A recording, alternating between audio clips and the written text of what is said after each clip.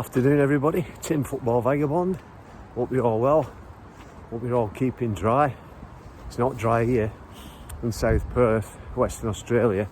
Winter, yeah, it's a miserable day today. It's like being back in Manchester. Not that it's bad all the time in Manchester, but when the weather's bad, I don't like it. Anyway, let's not keep waffling, Tim. Let's get onto the subject. Okay, so Tim Football Vagabond, ex-professional player for a short spell, semi-professional for about 10 years, played thousands of games, scored thousands of goals every team I've played for, won individual honours, players of the season, coaches player of the season, players player of the season, won trophies, won leagues. Again, with all the teams I've played in.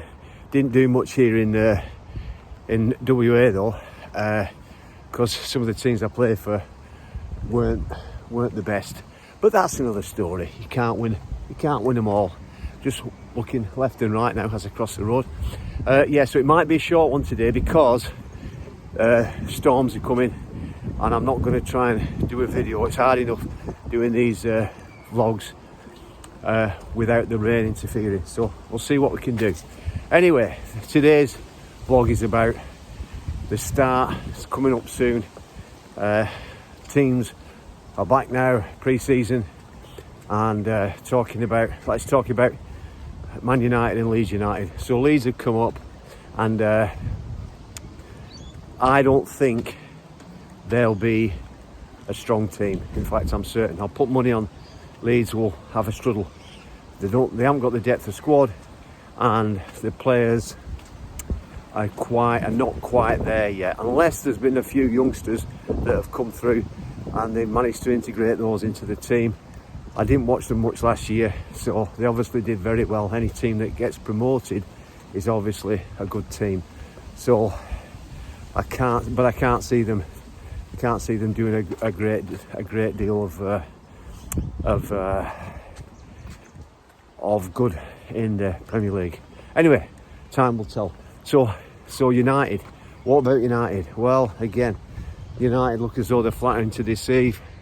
They're trying to sign players who I think potentially are not the gold standard. They're probably players that are either stopgap players or the players that they're taking a chance on. And we know every player that comes to a football club, we know the player takes a chance and we know the club takes a chance.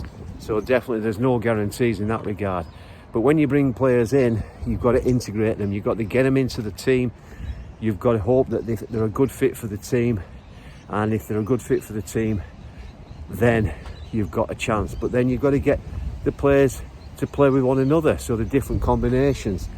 Forwards have got to be able to play well with other forwards. You know, centre forward's got to be able to play well with his two. If he's playing 4-3-3, got to be able to play well with the left-hand side attacking player and the right-hand side attacking the player. And then you've got to be able to score goals. Any player who comes in as a forward, a striker, attacker, whatever name you want to put to it, has got to score goals. And United have been struggling for a while now to get goals. They're letting Rashford go. It looks as though Rashford's going to go.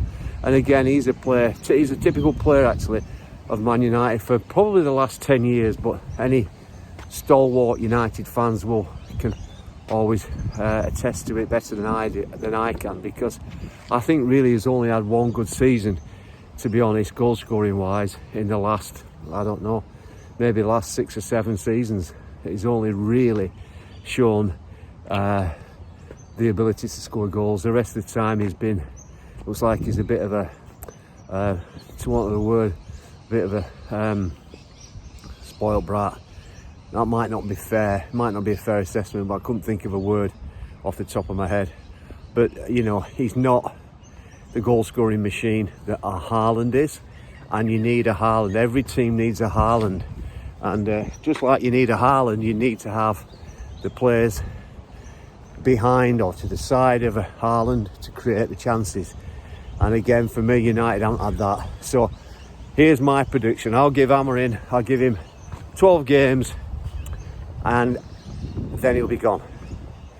The only way for me, if I was in charge at that football club, the only way I'm going to keep a coaching position is if he's going to win his first, out of 12 games, he must win at least 8, and then possibly a couple of draws. Otherwise, the league's already over. And it's how long do you toil? How long do you toil with a coach who, for me, wasn't the right... I'm not saying he's not a good coach, so don't get me wrong here. I'm just saying he's not a good fit for United. Doesn't know the English culture. He's come from a league that's very, very different. Very, very different to the English Premier League. He doesn't have a lot of experience either, in my eyes. And so, if it was a Luis Enrique, for example, the coach at PSG, it's a different story. Completely different story. But he's not. He's not a Luis Enrique, and he's not a Xabi Alonso. So for me, they took a chance on Amorim, and he's not the one. Anyway, that's just my opinion. You know, all these vlogs I'm doing, it's all Tim Slack's opinion. But you know, we're all entitled to our opinions. So we'll see what the future holds. But they played. The reason why I talk about United and Leeds, because they played a friendly and it was 0-0. So again, that's not an eye-catching performance from Manchester United against a team that's just been promoted. So let's see what happens. And on just going back to Leeds, I see that Daniel Farke, the coach at Leeds, has said to Patrick Bamford, "You're not in my plans for first team this year." Now, when the Leeds were up a couple of seasons ago, I can't remember exactly when Leeds were in the Premier League, but Patrick Bamford struggled then. He's been struggling with injuries on and off. So again, you can't play at the top level if you can't get over the injuries. Talking about injuries, I'll be putting a vlog on about my part of my life stories, because I've struggled with injuries throughout my career.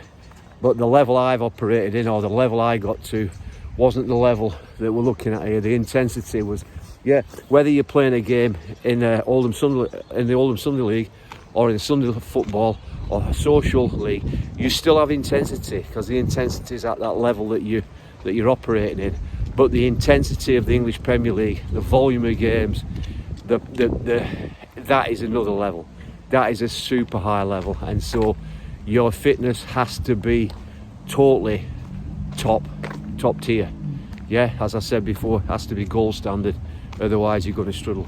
You can't carry injuries in the English Premier League, in any of the top leagues, European leagues. Okay, so that's the vlog now.